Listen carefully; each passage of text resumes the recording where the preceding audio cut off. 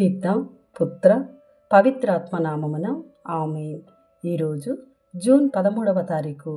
మత్తయి సువార్త 5వ అధ్యాయము 27వ వచనము నుండి 32వ వచనం వరకు. వ్యభిచరింపరాదు అను శాసనమును మీరు వినియున్నారు కదా. నేను నొక్కి వక్కానించినదేమనగా, కామేచ్ఛతో స్త్రీని చూచు ప్రతివాడును ఆ క్షణముననే తన హృదయములో ఆమెతో వ్యభిచరించి ఉన్నాడు. కనుక నీ కుడి కన్ను నీకు పాపకారణమైనచో దానిని పెరికి పారవేయుము.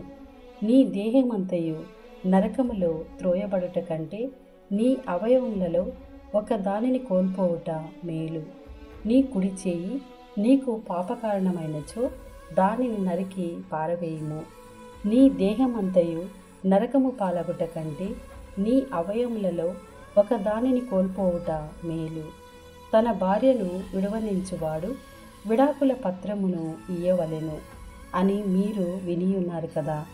నేనిప్పుడు చెప్పున్నదేమనగా, వ్యభిచార కారణమున తప్ప తన భార్యను విడనాడు ప్రతి వ్యక్తియు ఆమెను వ్యభిచారిణి చేసిన వాడగును. అట్లు విడనాడబడిన స్త్రీని వివాహమాడినవాడు ఆమెతో వ్యభిచరించిన వాడగును. ఇది ప్రభుని వాక్కు. సర్వేశ్వరునికి వందనములు.